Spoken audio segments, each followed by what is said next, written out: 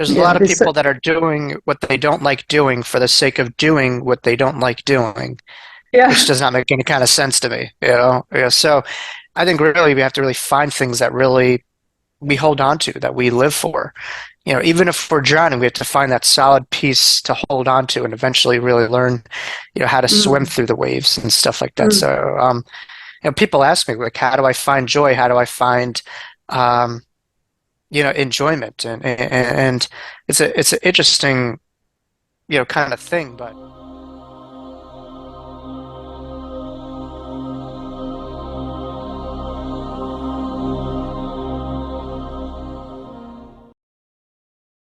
So, Jacob, sure. thank you so much for joining me on the show.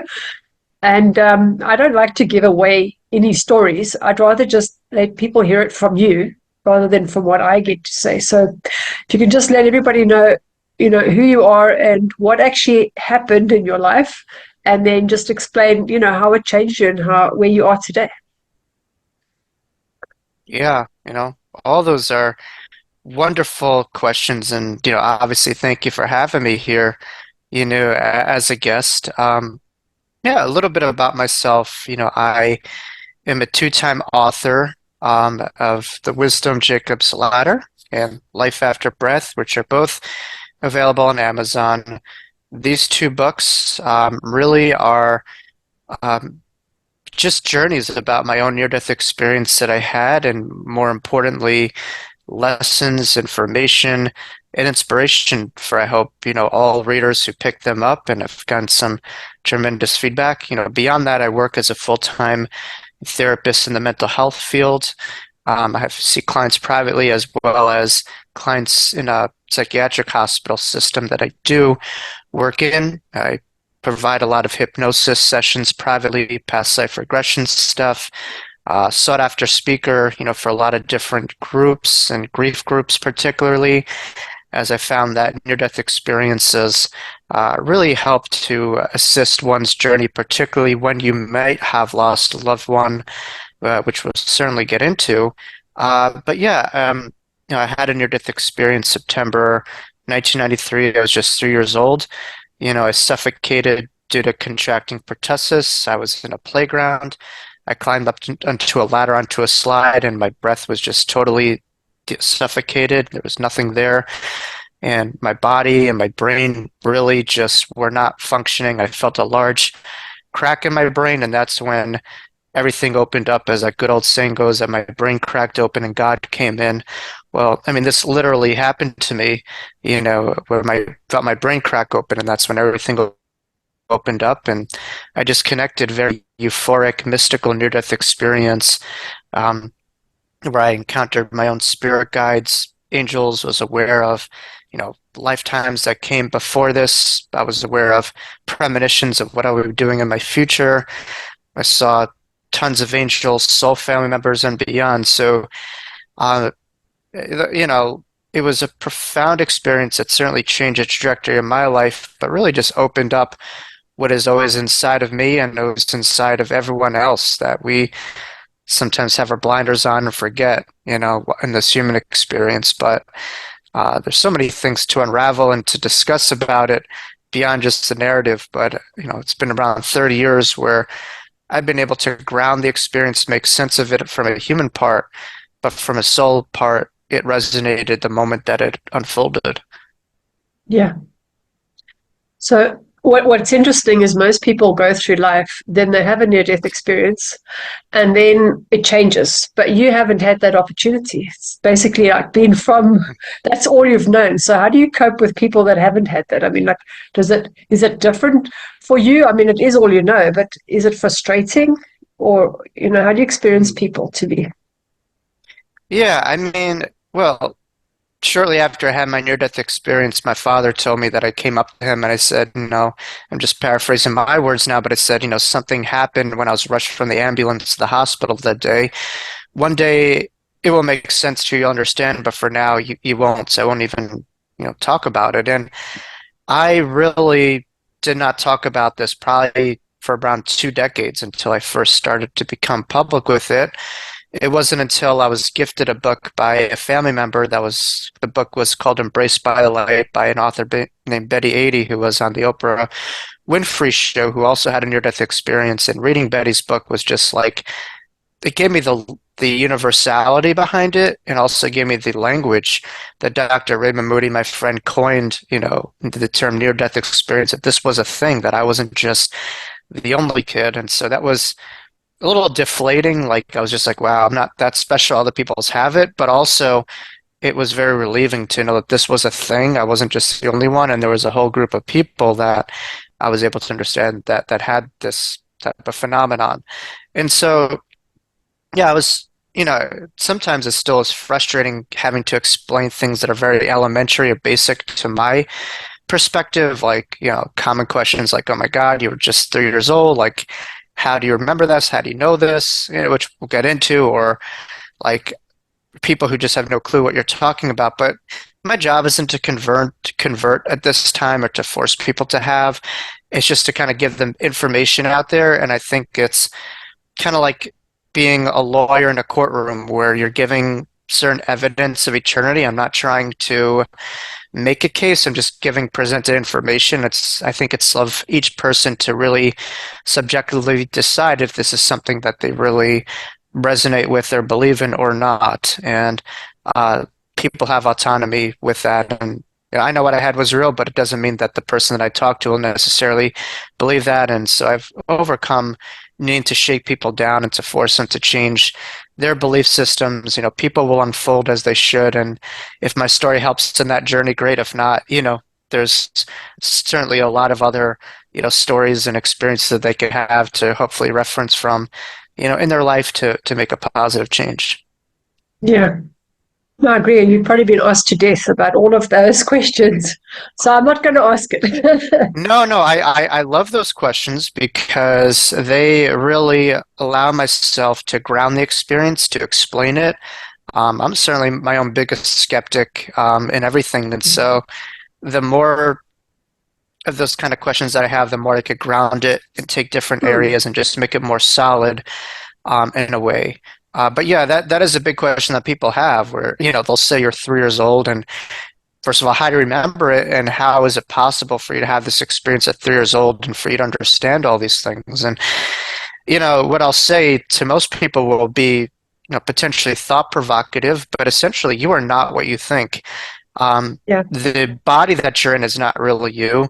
The gender that you have is not really you. The age that you have is not really you. The job, the car, all these things are just experiences, but they're not the full totality of who you are.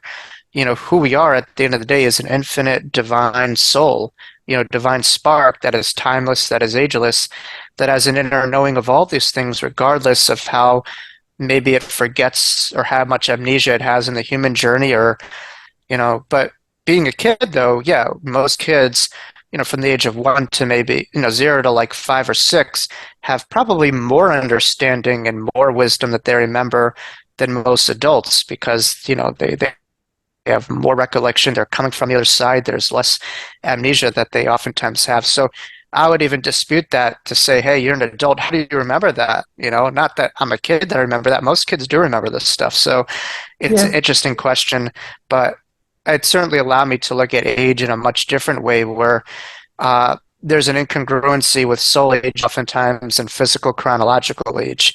But there's also a beautiful thing when the soul and the chronological age are in sync with each other. That, yeah, to me is a beautiful thing. Yeah. Well, I mean, I remember certain events. I think if there's a huge trauma like that, there's no reason why you shouldn't. But a near death experience isn't just a trauma, it's a whole world opening up. So, how could you not remember? Right. you know? You make a great Um, point. The trauma is a great gift, and obviously there's a dissociative component that some people have with their own near-death experiences. Like I just interviewed someone on my channel named Stephanie Arnold who had a tremendous near-death experience where she was clinically dead for almost like over half a minute, and she discussed that she didn't even remember anything from a near-death experience. And then yeah. she went to someone like myself, like a regression therapist, and all of a sudden she was able to remember everything. So again, it takes time to process this, but yes, there is a traumatic component. Um, to it. But for me, it was clear recollection from the moment that it happened when I opened up my eyes in the hospital bed that I knew exactly what happened. The only difference was I was just 3 years old, and to this day, I don't have the language to describe it, and language can never really describe it. It's also just syllables and words. They can't summarize things that are above this reality. But it's the best tool Yeah. and reference that I do have, and so we try to be as much of a wordsmith as we could. Well, I think anything that happens before the age of 7 or 8 is meant to be. It's like part of your life plan. So clearly that was part of your life plan in any event. No So question. what did you learn from that? I mean, what is it that came out of that? Because there's a reason you got given that. Yeah, no question. In NATASHA, I haven't heard like enough near-death experiencers really discuss the why. They've discussed like the what, like what happened to them, but why did they feel specifically Yeah, did that experience happen to them? I mean, you're about 5 to 10% of the population. This is a major transformative life event. If you are a detective, like why do you feel are some of the possibilities as to why you yeah, would go through this as part of your soul plan? A fair question. Um, I don't can't say like definitively this is exactly why. But if I were to put my best detective hat on and something that really resonates the most, I certainly believe that from completion we begin. And other lifetimes that we live are related to this current lifetime in major themes. In my NDE, I had a life review of other past lives, which has been evidentially proven from different intuitives and mediums that have read for me prior to ever me becoming public at all with my story, that have been able to see and hear exactly what I saw and heard within my own past life recollection. But the last lifetime in which I completed suicide, I don't say commit because I don't criminalize suicide, much like I don't criminalize mental health at all, much like I wouldn't criminalize cancer, heart disease, or those nature. To me, they're yeah, synonymous. Um, and so I did that, and I just remembered how there was nothing to hold on to. I just felt completely deprived of life force. My back was against the wall. There was no hope. And then, boom, I made that decision. It was all okay in the end, and I'm here obviously today. So I didn't, burn in eternal hell. I'm okay. Things were gone, and all is forgiven. Um, though some days may feel like that. Certainly in these challenging times, I'll be okay. I just understood that my near-death experience is very much correlated to that, where, once again in my NDE, I was suffocated from life. I was going through the most traumatic moment where I was just not over there, wasn't over here. I was in this incredible curative incubational trauma that felt like an eternity of hell. And once I just kind of like let go of that suffocation of letting go of my human breath, I surrendered to this breath of eternity was when everything opened up and I was in the womb of God again and I was home. And so for me, it just reminded me for myself on a personal basis within the practice that I use, just that exact power of surrender, which is certainly rooted in, a lot of recovery orientation and Alcoholics Anonymous, and a lot of the clients that I've worked with, but also in mental health, we have a phrase that says just kind of like ride the wave, and just kind of surrender to the moment and reminding ourselves that pain has an impermanence and all of life itself has impermanence. The only thing that is permanent is the love that we have and how we're able to really interpret, situations. And so yeah, it's just kind of like that sign behind you that life isn't about waiting for the storm to pass, it's about learning to dance in the rain, but just really understanding pain um, from a deeper level. And the ultimate pain that we could have on a deeper level is death that we see, which is we see it as an ultimate ending. And certainly my near-death experience reminded me there is no death. And if there is no death, there is no true pain from the broader perspective. It's just a temporary status, you know. yeah. Well, that makes sense because, I mean, from my understanding is that your life, wherever you start is where you left off. So if you had some karmic something going on. You're going to come into this life, choose certain parents, choose certain life conditions so that you could learn from them. And if you didn't learn from them, then you're going to come back and start again. Does it feel like that for you, that you've had to come and relearn certain things that you didn't get a grasp on that? Or is it more having the closure of knowing that you're connected?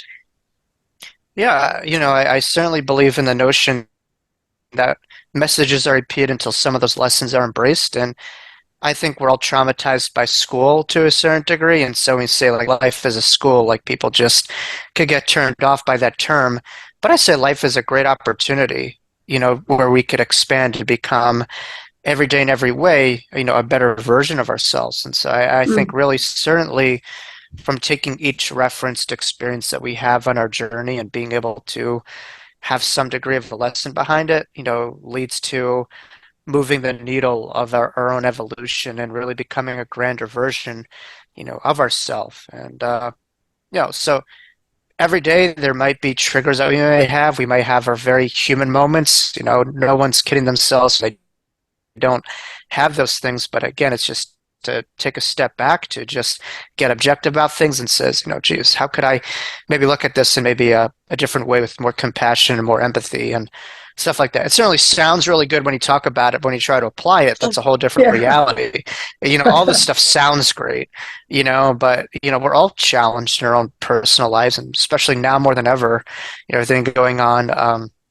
I thought, geez, 4 years ago was divisive, but on a global basis, I mean, I've never seen anything more, and certainly, being someone who's Jewish, like I'm feeling it 1,000 times more than the average person. And so I say it's just an opportunity to develop pathways of compassion, of empathy, and we may not have to agree on everything, but we could find that middle ground, and could find compassion with even those that we disagree with. So that's what I'm about these days. But certainly now, right now, I've never been more tested in my life than, this I'm moment. And sure. it's a lot, Yeah. you know? Yeah, I'm sure. Because that's, I think, ultimately what is going on. It's about stop with the segregation. Right. It doesn't matter what race, creed, color, age, background, No, socioeconomic status. Who cares?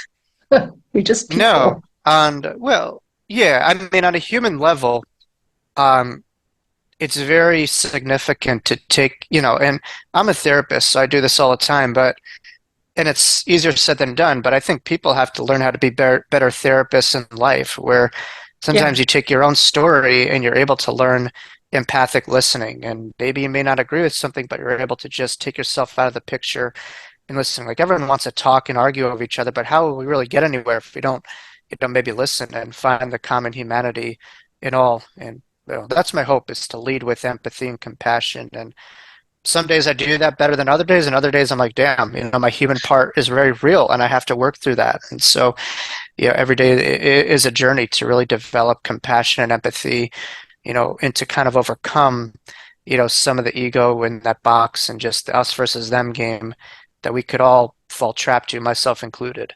So, yeah, yeah. And I agree. Listening is so important. The more I learned to listen, the more I realized I never listened. and, yeah, and you most miss people so just hear. much. Mm, Yeah, most people just hear on a surface level. They hear what they want to hear. Especially now today, where we have, not to get too political, but we have, cancel culture, where we'll just kind of summarize a person with just this person is that, and so you'll yeah, focus on that, but you'll forget all the other stuff that they may say that may be good points. But if you're just so focused on just labeling and boxing someone in that point, that person loses all credibility, and you can't find any type of common ground. And so we come to a point where you have to agree with someone on every single thing in order for you to listen to them, and so that's almost an impossible task, and that causes a lot of divisiveness. And I think if you burn it down to, we all have the same basic needs at the end of the day and same worries. Like we want to have a good number on the scale in the morning. We want to have good food. We want to, be able to pay the bank account. We want to be able to have intimate relationships. We want to be able to get along with people, to be liked, to be loved, to give love. And so at, yeah, at our phyla and our core, the common characteristics are very much there and real when you take away all of those just labels that cause us to disassociate ourselves with people. yeah. Well, I found, like, I used to think that if you become enlightened, you'll be happier. But actually, what happens is the more enlightened you become, the more you realize how much trouble the world is in. It can really, Yeah, it can really sway you the other way because there's on so many levels. There's so much going on with. Well, I mean, forget all politics sure. and that, but there's so much corruption and stuff going on in the sidelines that, like, if I think if we really had to know what was going on, it would just feel hopeless. It certainly can, but I mean that's a great segue of, my book and my work and my own personal Yeah, professional work, which what does enlightened means? It just means that we really are really tuned into that light within. We just have an awakened way, remember who we are. yeah, So what does that mean? Does that mean in darkened? Does that mean just remove myself from everything? That means no, I have a responsibility to be the bearer of my light and to understand that when I remember my light, I can remember that my light can make a difference and that my microcosm can affect the macrocosm. And so I could think globally by acting locally. yeah, And I think if each person were to be able to remember their light, to remember to turn it on, wow, what a brighter world that we have. I mean, sadly, there's just a lot of dark rooms out there, and people aren't able to connect their light, or they might need to just rewire it a little bit. So if each person returned their light, we'd have a lot more darkness because there's a lot more of us, people who are of light than of them. They just have to really turn on to it, and that'll allow us to really overcome the powers that be that probably do want to divide us and, create wars, which are certainly profitable for the world leaders, but not for humanity. yeah. And it's not sustainable. No, I mean, you just look at our story. I mean, what does it lead to? Individually, collectively, we have to really know history. We have to look at stories, um, what works, what does not work. Um, Yeah, you know, yeah, yeah. And also, I think the more chaos there is outside of us, the more it forces you actually just to look inward. So there's an opportunity there. Is because you don't know where you're going to be. You don't know what's going to happen. If the world could get shut down again tomorrow, Mhm. where are you at the time that it's being shut down? Where do you find yourself? You know, and Yeah, yeah, so it's true. just an I mean, my awareness. yeah, my friend has a term for that. He like coached Michael Jordan and Kobe Bryant. He taught them mindfulness. He's a good friend of mine, but the term that he has for it is the eye of the hurricane. If you look at the hurricane his name is George Mumford. On the outside of it is a lot of chaos and turmoil, and certainly we're experiencing that. We experienced that 4 years ago in 2020, the pandemic. But again, the masters are able to really go towards the storm. Kind of like the buffalo. The animal, the buffalo, doesn't run away from the storm; it runs towards it. It understands the way out is through it. And so I think for us, it's like we have the storm, so don't get disconnected on the outside and just be plagued by the media news outlets. We have to really go inward as much as we can, so they could really find that place of peace, that place of awareness, awakening, and understanding of how to really navigate these tumultuous times and go through it skillfully as much as we Yeah. can. Yeah. So your near-death experience, did it impact you? So you had an experience in that moment, but have you carried that throughout your life as well? That you're able to, because I've spoken to people that are able to read people's thoughts. They're able to see people's events that have happened in their lives just by talking to them. Are you able to do that as well, or do you have a different kind of connection? Oh.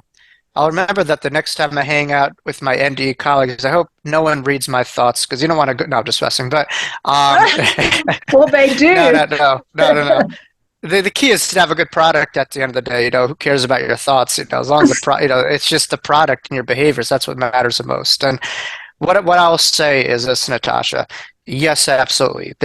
You make a great point that there's a lot of after effects gifts of having a near-death experience. It certainly does change you.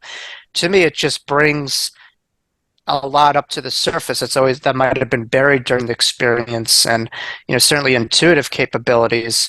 Uh, are really heightened for myself. So yeah, I mean, I certainly, definitely as a child was particularly very intuitive around the time of my NDE and subsequently.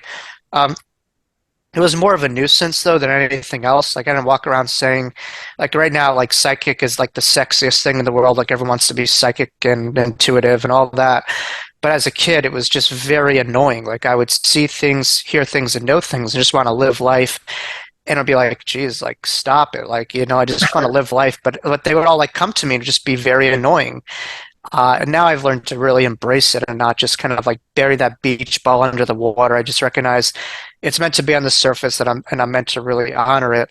But yeah, a lot of times that does happen, and I just find when I get quiet, I don't try to force it. Again, that kind of thing will happen to me where something will happen and I'll just know at some level that I just kind of saw that happening beforehand. Just will Mm. come to me, be just like, my God, so I have a lot of premonitions, that happen. And just kind of like there's this tune of our thought energy, but then there's just like this station of intuition, this other station that's happening at the same time. And the more that you kind of tune into it, the more that you can kind of read things and see things and hear things and know things, that come and then they hit you at a certain level. And once they happen, they're like, geez, I saw that, heard that, I knew that. But most of us bury that away. We don't listen to it, as much. Yeah. Yeah, you mentioned earlier that you're a light bearer. And I many years ago when I did my first past life regression, I came back knowing I'm a light bearer. And I'd never heard those terms before. That was way before anybody, I mean, this was in the 90s, way before anyone was talking about that. And it's like something you know. Do you think we all have that ability, or do we all have to die first? Access it. That Yeah. seems like a hardcore way to do it. There's many paths of the mountain of light of enlightenment. Um, uh, Certainly through our deepest bliss, we could, find, moments where we're just like, wow, there's just such a spectacular part of myself and such a reality that I'm a part of that I just remember that is so beautiful. And the inverse too. I know many people who experience the darkest moments can experience that too. I mean, I certainly, like I said before, I do speak to a lot of grief groups and people who have had traumatic loss or just losses very near and dear to them. And from that loss, they find a degree of transformation or gain in their life, where all of a sudden they start to reevaluate death in a different way, something they really didn't think of before. And they Mm. start to really remember that same kind of thing by looking at death. They're able to really find eternity. So I think shake-up periods are very significant of the soul, where we're getting too comfortable sometimes. Life just kind of like shakes things up, and in the moment it's really difficult, but long term, we could all look back on those moments and find, a byproduct of potential growth if we're able to really go through about it, in the right way. And so, yeah, I mean, certainly by losing ourselves, we could find, more and find ourselves, no question. But I don't think you really need to die to live. You really need to reevaluate your life and to have a death of maybe what the reality of what you're holding on to find way for more new life to come into form. Most people are very stagnant. They just kind of exist. They don't really live and they don't really evaluate how they look at things. And there's a lot of, the walking dead out there. And so I think Yeah. constantly, to me, what is life? It's just kind of something that regenerates itself. It expands. It's expansive. It's fresh. It's new. And so I'll take like a waterfall where it's constantly recycling, or a stream of water, or just this stagnant body of water where there's no movement. To me, that's death. Like life is rejuvenating. It's something fresh. It's something new. And I think if more people were to take an approach where say like, geez, how can I look at life in a different way today? They're actually really living. They're expanding. They're Yeah. growing. It's fresh. It's new. Yeah. No, I like that.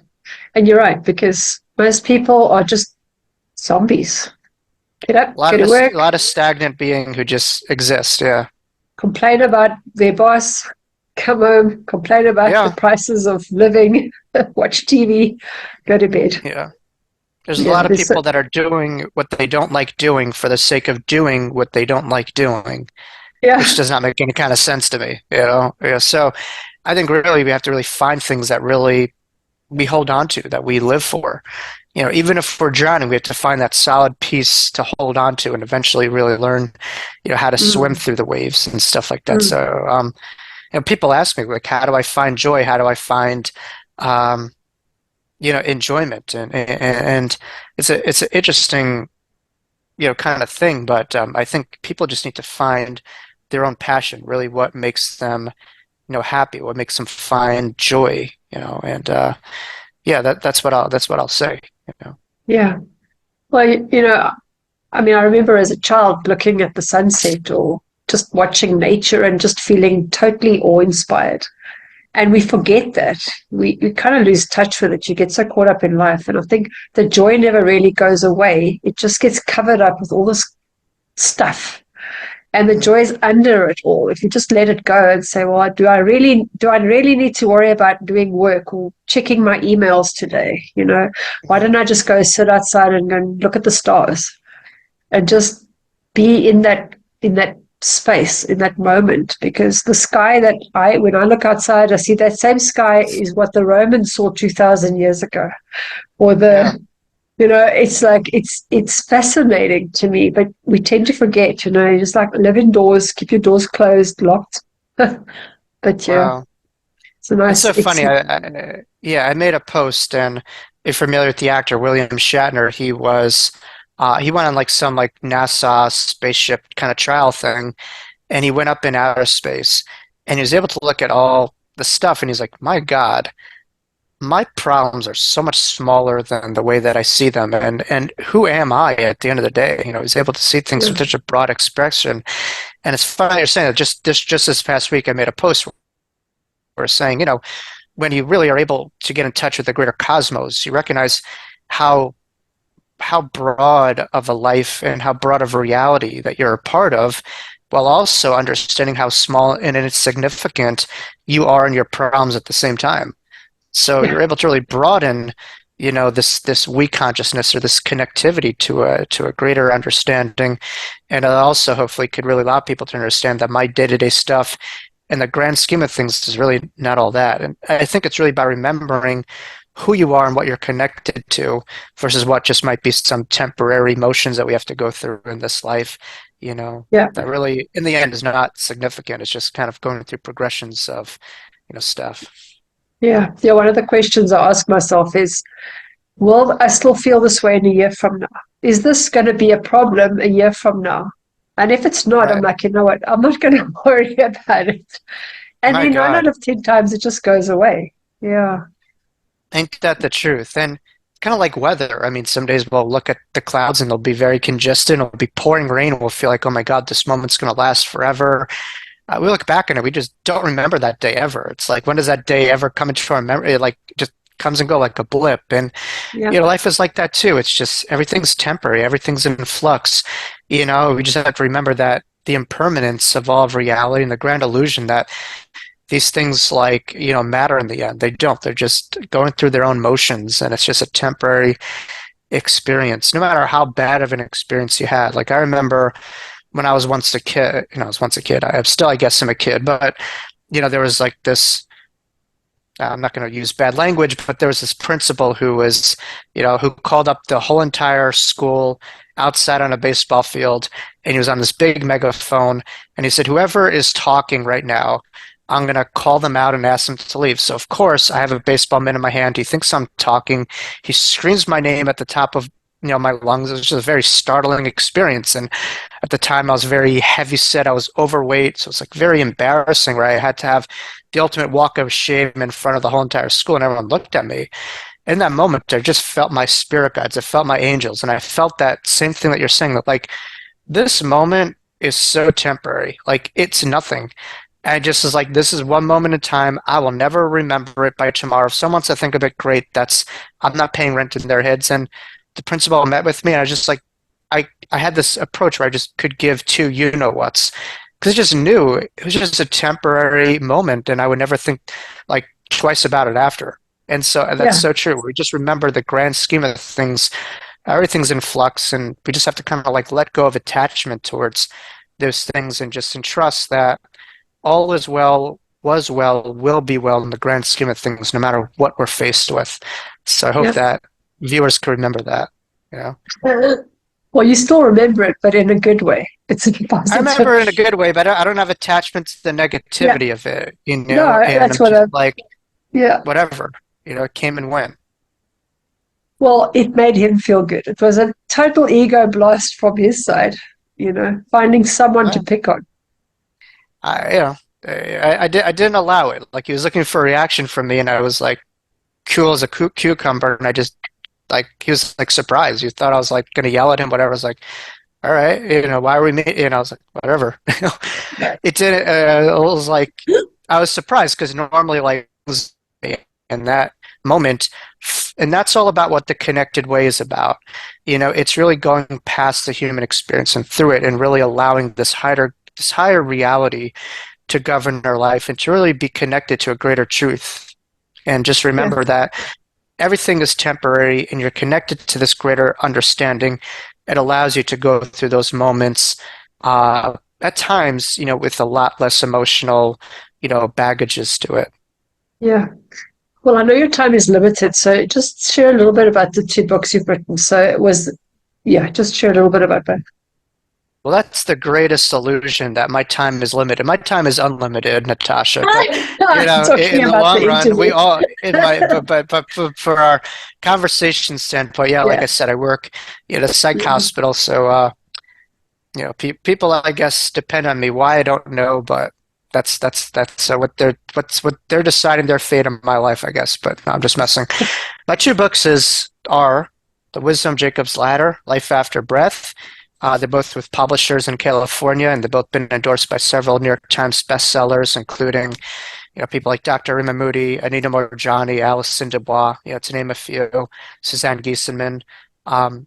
So they're great books. They really are able to really the reason why I wrote them is I just kind of got tired of people saying, well, you had this and I didn't have that, so I can't understand it. And so I think okay, these books are a great way for people to really remember their eternity, to really understand that they don't have to die to really live. They don't have to die to get to heaven. And that part of heaven is within all of us. We all have a degree of recollection of it. And I think that's why people are tuning into these channels. Is there something that we're saying that is hitting quite a chord that is quite familiar with people? Otherwise, they wouldn't be tuning in. And so yeah, I think, again, these books are just reflections of what people really know deep within, but they're different steps and they're different kind of like rungs up to the ladder. Hence the name, The Wisdom of Jacob's Ladder, where I had my NDE on a ladder going up into a slide, and I know God works through a lot of allegory and humor as well too. Think of Jacob's ladder. We saw the ladder going up to the heaven where he was running from his brother Esau, the book of Genesis. But um, yeah, I mean, it's really understanding different ways to have that awakened mind, that higher mind in our everyday life, if that makes sense. And but yeah, it touches on areas of mental health. It touches on grief. It touches on a lot of very human things, while also tapping into the supernatural and lessons from my NDE that people could hopefully help them move the needle of their lives. yeah. Well, I mean, you're not just someone talking about an NDE. You're working in the psychiatric field, you're counseling, you're Right. doing all these things. It's your life's work. And I mean, to get that just in a book, it's lifetimes of learnings you can just kind of shortcut. I always believe. I don't know why people don't read because it's like getting your MBA from somebody else who did all that work, all that experience, condensed into something that can make sense for you. Mhm. So yeah, well done. Are there any other books in the pipeline, or is this like, I'm tired, I need a break? No, it's funny you say that. My late agent, William Gladstone, Bill Gladstone, he also agented Eckhart Tolle, Neil Donald Walsh, and a couple other people. But he also agented the books, those books for dummies, something for dummies, those kind of books, where it's Yeah, like very practical ways to do almost anything. So that's the way that I see myself. Where, not to say that people are dumb, but I try to really bring it down to earth and try to make it as practical, what I like to call spirituality with practicality. And again, I'm an earth sign, I'm a Taurian in this lifetime. So on the most earth sign as they come. And I just try to really ground all this stuff as they can because, I like talk to some friends and people who go to these fancy schmancy, big lectures by these big new age teachers, and they have really nice voices and they say a lot of good things. And I asked them, like, what did you learn from it? They're like, I don't know. It's like cooking spinach. It's like this big bag of spinach that looks really good, but what's left at the end of the day? It's really fancy, it's really schmancy, but what does it lead to? And so my job is just to get it as practical and straightforward as I can, because I think that really sticks with the masses. A yeah, lot of people, they like to hear the beautiful voices and the complex terminology, but it gets way too heady. And for the masses, it doesn't lead to practical change. And that's the task at hand, where I want to try to create these things that could be seen as complex, to be as simplistic as they could. Regarding my own writer journey, I hope I can. I'm only 33 years old, so to retire at 33 years old with both of my books, you know, I don't think that's right, and I think I'd be quite bored without writing more books. And so there are books up to the pipeline, you know, and just kind of, I believe that there's like a halfway point where, yes, you have to put forward that effort, but there's also that surrender point where you have to allow things to kind of come to you. And I think when you write a book, it's a lot more than you. Like there's a lot more forces at hand that are working through you to get this book Yeah. out there. Sure, you have to bust your you know what, you have to make endless phone calls and working with editors and more editors and then the PR stuff. So when people just see a book, it's not just a book. There's so much that goes into it from the micro and from the micro and the macro. Unless you're, J.K. Rowling or Stephen King, you're really not usually getting much from it. But you're doing it to help people, and that's the ultimate Yeah. collateral that you do get. So there's certainly books coming in. My goal would really to be an infusion of mental health and spirituality and how they could really work hand in hand. That would be an ideal book that I have. Certainly I do train professionals now to understand these different phenomenon that come into clients' life, and I run things called continuing educational, classes, for Mm. professionals, just for them to really understand NDEs, shared death experiences, out-of-body experiences, spiritual transformative experiences, and beyond, and to depathologize and destigmatize some of these things into really recognizing that some of these things are very real. Whereas back in the day, you just kind of wondered how many people went into inpatient facilities, were medicated up the gazoo. They're having these real experiences, and they never really developed, their gifts and stuff like that. Yeah. And how many people could have been John Edwards of the world or George Andersons of the world if we just allowed them to validate their experiences and were able to really listen and help them develop. And so that's what I really try to do, is really to help people to develop understanding and information within their fields so that people could come up to us and maybe we could be those safeguards of their vulnerabilities and stuff like Yeah. that. Yeah. Well, people need it. They need to know the how. I mean, I read David Hawkins' books, Letting Go and Power versus Force and all of those, but he doesn't tell you how to let go. It's very fine and well to say, well, you know what, I let go and then I got my eyesight back. And then you can just say, okay, I'll let Right. go. And now what's happening? So it's good that, people do need it. They You need the figured it out, but steps. we didn't figure it out. No, Yeah, no. And it's like you climb the mountain, so what? You have to go, there's still people waiting on the bottom. You're no better than them. Your job isn't to just correct. keep on climbing. That could be all well and good. But what good does it do if there's no ripple effect? Otherwise, Yeah, you're just holding on to it. I think life is about letting that ripple effect go. I think that's the meaning of our life, is really that ripple effect and who it impacts and who it goes to, yeah, and yeah, that's a yeah. beautiful understanding. So regarding your patients, now I have a a theory which some people are not schizophrenic or seeing things. They actually are seeing something, or they are actually hearing voices that aren't theirs. They're not making it up. How do you? But then there are people that don't. Like, how do you know the difference? Like, how do you know it's? Yeah. No, it's a very valid question.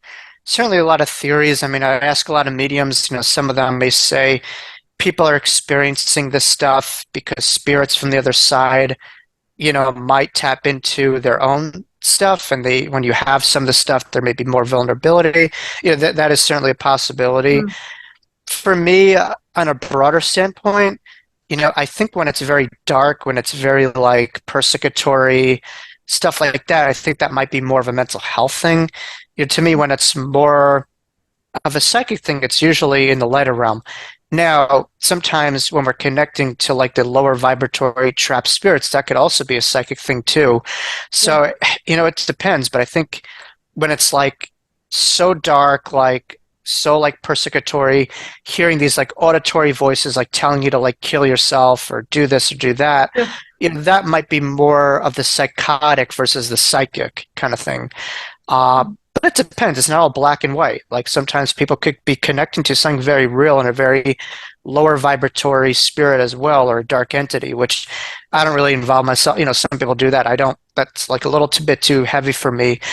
But I think normally when you're really connected, it's more so positive, uplifting, and something that you just feel your energy uplifted by, and it's a pleasant kind of connection if Yeah, it's, a real connection. So yeah. But now they land up, they've told somebody they're hearing voices, and then a loving family member commits them to a mental institution.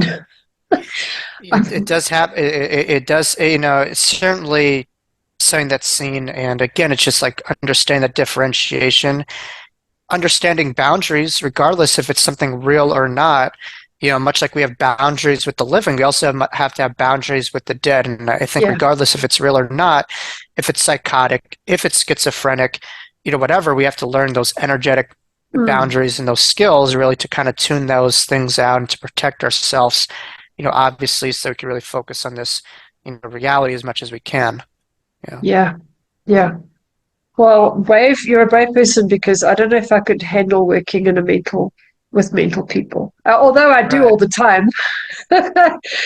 It's just not on the psychiatric level. But yeah. So someone, Oh, oh yeah. It's my clients are my greatest teachers, I always say, and I really learn so much inspiration from what, they endure, what they go through.